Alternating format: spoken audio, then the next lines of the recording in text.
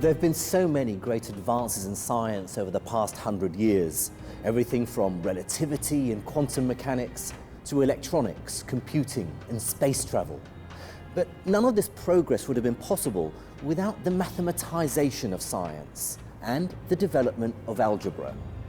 The term algebra can be traced back to the Arabic word al-Jabr, which has its roots in the title of a manuscript written around 820 during a time I refer to as the Golden Age of science. This was the period between the 9th and 14th centuries when scholars in the Islamic world first applied the principles of mathematics to science. I'm al-Khalili, a British professor of theoretical physics, but born in Baghdad. I'm going to look at how the mathematical underpinnings of science apply today and trace their roots back to this golden age.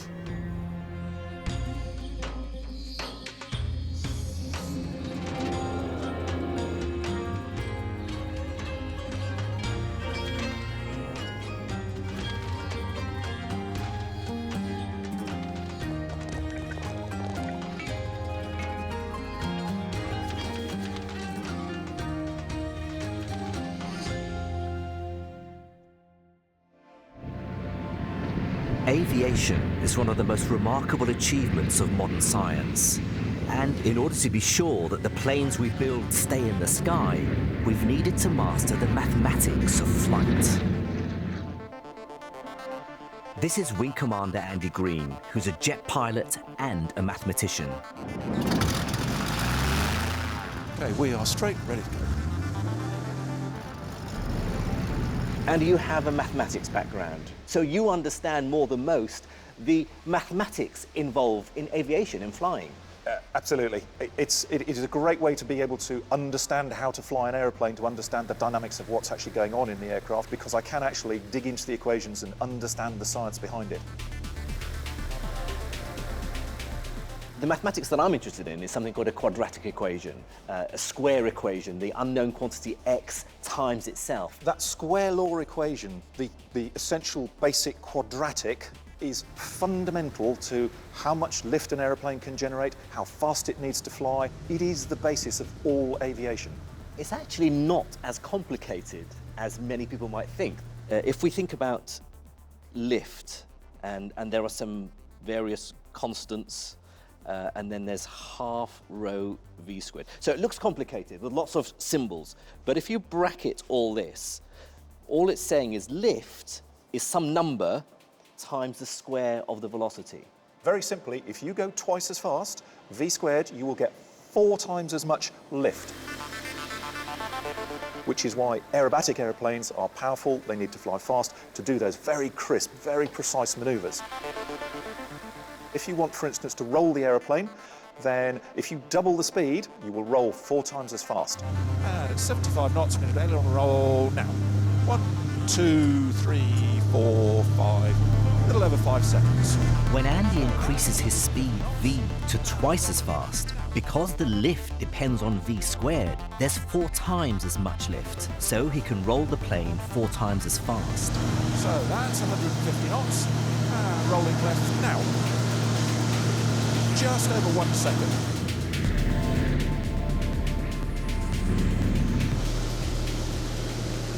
Straight through the sunshine for them. Doesn't get any better than that, guys. Enjoy. Our modern methods for solving mathematical problems like these, involving quadratic equations, go all the way back to the Golden Age. In fact, to the wonderfully titled book, Al-Kitab al-Mukhtasar fi Hisab al-Jabr wal-Muqabala, which translates as the compendious book on calculation by completion and balancing.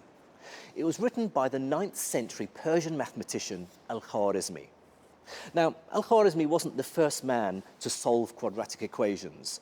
They go all the way back to antiquity. But he was certainly the first mathematician to provide the general method, the technique, the recipe for solving them, what we would today call the algorithm, a word derived from al-Khwarizmi's Latinized name, algorithmus. He is also rightly regarded as being the father of the field of algebra. Even the term algebra comes from the word al-Jabr in the title of his book. What's most remarkable about this mathematical textbook, though, is not that it has any equations in it, because al-Khwarizmi wrote his whole book in words alone. Al-Khwarizmi's book contains many practical, everyday problems of the time, such as dividing up land, paying laborers, or splitting up inheritance. Businessmen and traders would have found the equations particularly helpful. Qatari businessman Ali Sultan al-Hajri grew up in the desert raising camels and still keeps a herd today. So Ali, these are beautiful camels. Thank you. How important are camels in Arabian and Bedouin culture? Well, camels are very important in the Bedouin culture for transportation, for milking, for meat. It's very important, yeah. And if I wanted to buy a camel, I mean, what sort of price would they fetch? Racing camels is very expensive, you know, run between 50,000 to several million riyals. Wow. Yes. The beauty camels is very expensive. You're talking about several millions, you know. It's not, this is jealous again. They're see? both jealous, yes. Yes. They want the attention. So it's very, very important. I mean, very expensive, around up to 20 million riyal. Yeah, maybe more. A simple one is maybe 5,000, 2,000. I ask you this because I want to use the value of a camel to carry out a particular mathematical calculation. Wow. I want to give you a problem and show you the sort of thing that al-Khwarizmi wrote about in his book of Algebra. I'm going to use the example of a man who dies owning just one camel, which of course has to be sold. Now, what if that camel fetched 80 dirhams? The man has a friend to whom he bequeaths a quarter of his money. He leaves a widow to whom he bequeaths 1/8, and he has 3 sons. How much does each son get? He would set up the algebraic equation where the unknown quantity, the thing, al-shay, is part of the equation. This is what we would call x in algebra today. So the way I would write it is 80 equals 80 divided by 4 plus 80 divided by 8 plus 3x. 3 sons, each receiving x. That's what we have to work out. Al-Khwarizmi worked through the algorithm, the recipe to work this out. So if I simplify this, I have 80 equals 20 plus 10 plus 3x. So 80 is 30 plus 3x. I take the 30 to the other side. 80 minus 30 equals 3x. 50 equals 3x. And so x is 50 over 3, which, if I'm correct, is 16 2/3 dirhams. This sort of algebraic equation was something very complicated for people at the time. Al-Khwarizmi showed the recipe for carrying out very important calculations that would have been used in everyday life. That's right, isn't it?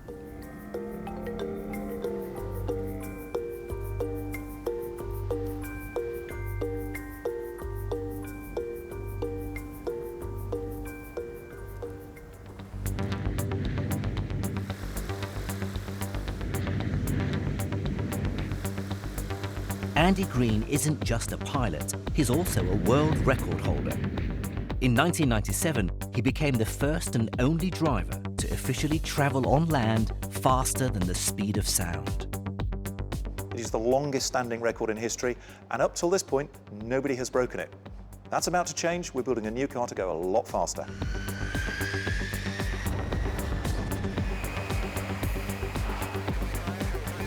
We are now building a Bloodhound Supersonic Car.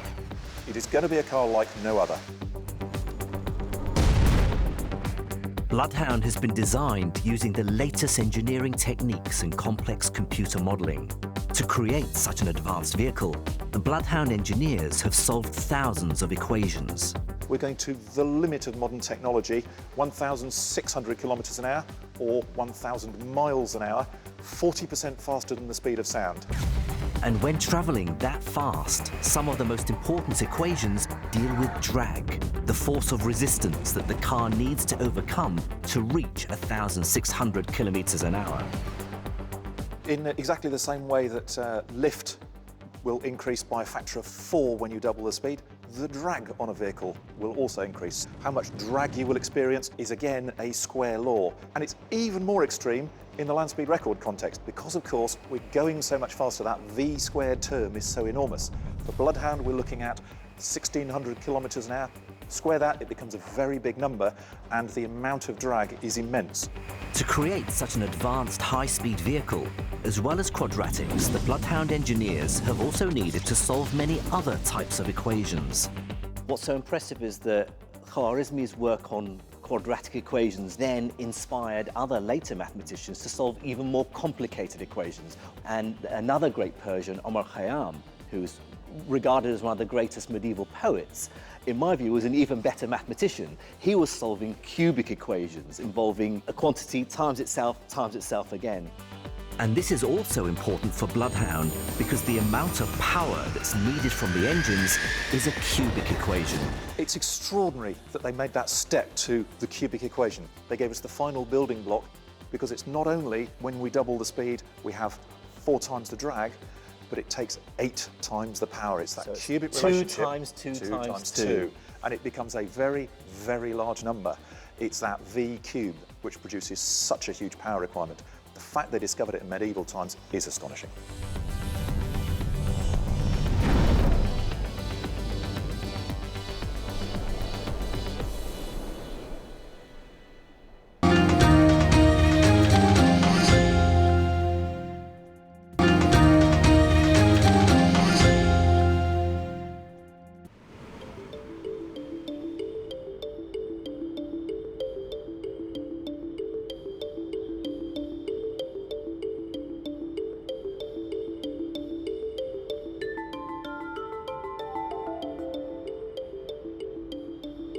Al-Khwarizmi was just one of the many scholars who flourished in the 9th century.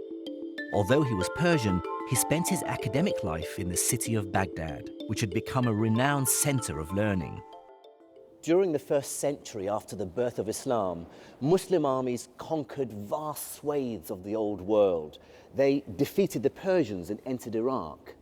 In 762, the Abbasid caliphs established their capital in the newly founded city of Baghdad, from which they ruled over their great empire for the next 5 centuries. And it was in Baghdad that they established the famous Bayt al-Hikmah, or the House of Wisdom.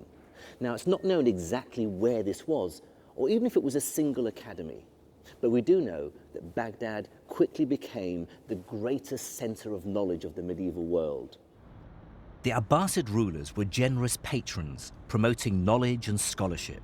At the Süleymaniye Library in Istanbul, I'm meeting Professor Ramazan Şeşen. He studied the origins of the House of Wisdom.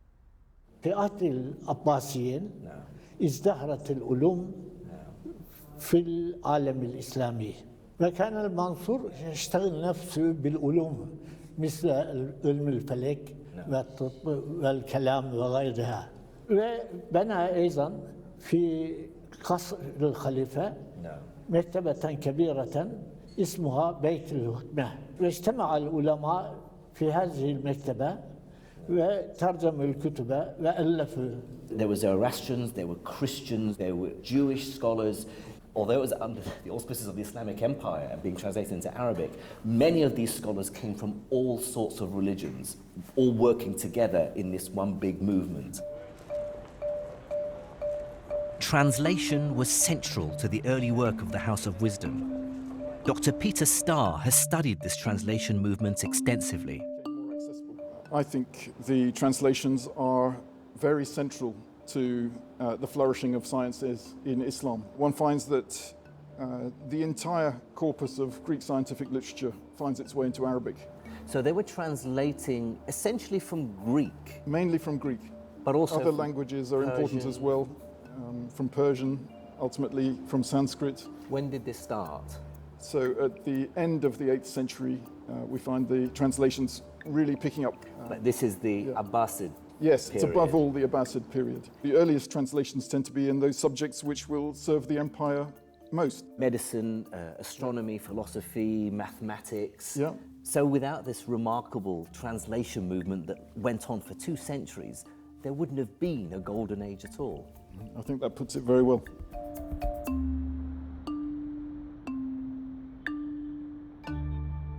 The House of Wisdom was much more than just a library or translation house. This was the high point of Islamic civilization, an unrivaled center of scholarship and learning. Drawing on Greek, Persian and Indian texts, the scholars there amassed a vast collection of world knowledge and then built on it through their own discoveries.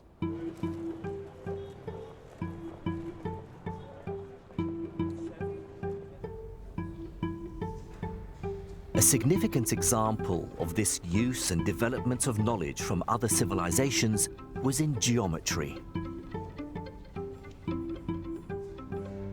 Islamic decoration is famous for its intricate patterns and geometric designs developed over the centuries. Very often these were derived from earlier cultures, Greek, Roman, Byzantine, Persian and Central Asian. They took that knowledge and created from it these beautiful patterns. But geometry wasn't just about beauty. Al-Khwarizmi and other scholars from the House of Wisdom translated books about mathematics and geometry in order to apply that knowledge to their world. There are very practical reasons for studying geometry. The Arabs have now an enormous empire. You need to measure it, you need to tax it. The Book of Elements of Euclid's Elements was presumably a very central popular text. one. Yeah. Building on the translations they studied, the scholars of Beit al-Hikmah improved upon the measurements of the Greeks, enabling them to create more accurate maps of the world. Their mastery of geometry also allowed these scholars to make astronomical calculations and describe the movement of the moon, planets and stars.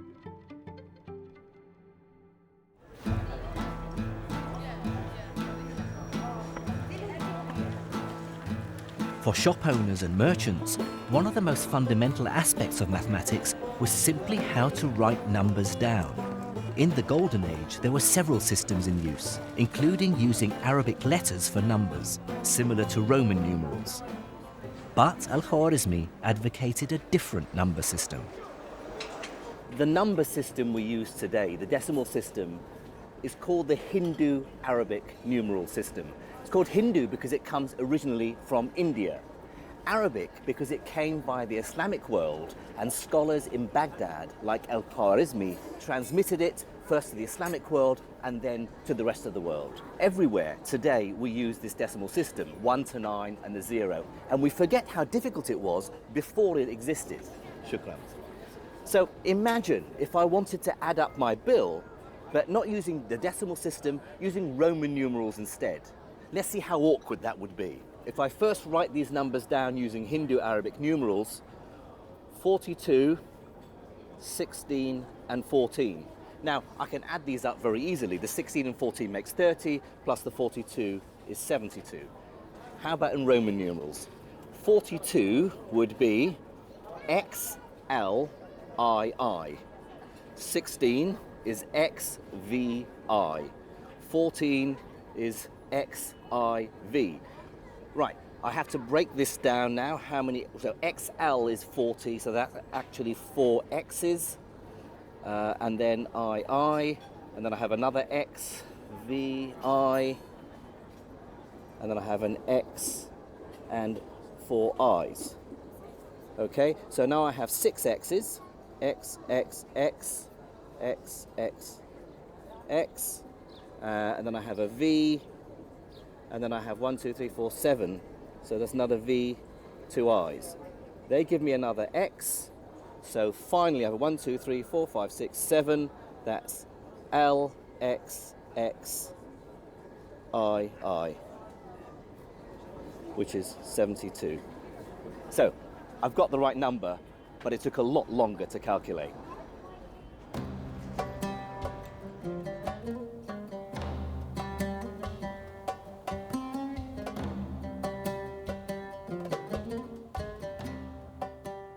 In the late 12th century, the Italian mathematician Fibonacci traveled the world and came across these numbers in the Islamic Empire. In 1202, he wrote his book Liber Abaci, the Book of Calculation, in which he promoted the use of Hindu Arabic numeral system over the Roman numerals, describing its many benefits for both merchants and mathematicians alike. However, uptake of the system was slow, both in the Islamic world and in Europe. In Florence in 1299, they banned these numerals on the pretext that they were easier to falsify than Roman numerals. However, common sense eventually prevailed, and the numeral system was adopted throughout Europe in the 15th century, 600 years after it was introduced to the Islamic world. One of the most important fields of modern mathematics is computer encryption. From email confidentiality to government security, encryption plays a big role in an increasingly online digital world. And the study of encryption goes all the way back to the 9th century and the work of another famous mathematician from Beit al-Hikmah. This is a very interesting book. I'm trying to figure out exactly what it's telling us. It's a book by al-Kindi, the philosopher of the Arabs. Now, al-Kindi was a great polymath. He was a philosopher, he was a mathematician, he was a musician. And I think the part here he talks about, he's got a disc with the Arabic alphabet, and he talks about counting the number a particular symbol appears. Al-Kindi figures out the idea of frequency analysis, that when a letter appears a certain number of times, if it's more common than other letters, you can work out what it is. Al-Kindi's text is the earliest known description of frequency analysis, but that text was only discovered in 1987. Before that, we had no idea that this supposedly modern technique for studying encrypted messages was in use over 1,000 years ago. Now, one of the oldest and most simplest ways to encrypt a message, to make it secret, is simply by substituting each letter by a different one. Let me show you. Imagine we have a simple sentence. Al-Kindi was a famous scholar. Now, provided we have the key, the encryption key, which is also called the cipher, which, by the way, comes from the Arabic word sifr, which means 0. With this cipher, I represent each letter with a different one. So by looking at the table, I would see that A corresponds to L, and L corresponds to K. K for Kindi, K corresponds to V, and so on. In this way, I can turn this sentence into something that's not readable unless you have the cipher.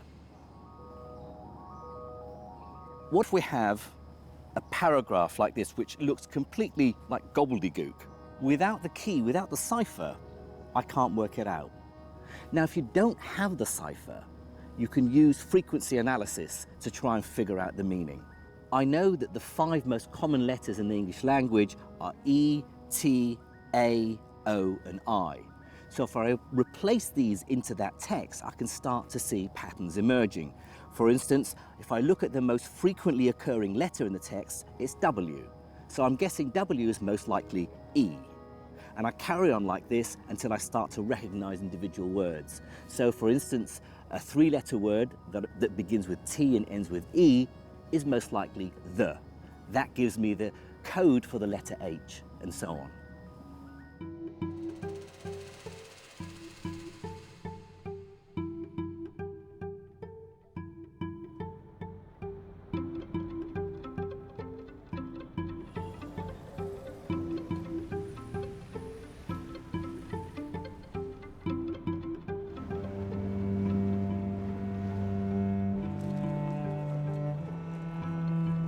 Developments in mathematics weren't the only legacy of the Golden Age. The translation movement had introduced scholars to a wide range of subjects, and they made advances in fields as diverse as astronomy and medicine. They took the mathematics they developed and applied it to optics, chemistry, and engineering. Science was now no longer just a philosophical pursuit. The mathematization of science paved the way to a multitude of scientific advances. Next time, we look at state-of-the-art robotic engineering. So you can see it moves not like a robot, but a very human and fluid movement. But discover that the idea of automatic machines goes back over 1,000 years. That's fantastic. In a sense, this is an early programmable machine. It is very much so. We find out about complex mechanisms, such as clocks, musical instruments, and water pumps. As the water moves the water wheel round, that's moving backwards and forwards. It's like a double piston. And investigate whether Abbas ibn Farnas could fly all the way back in the 9th century.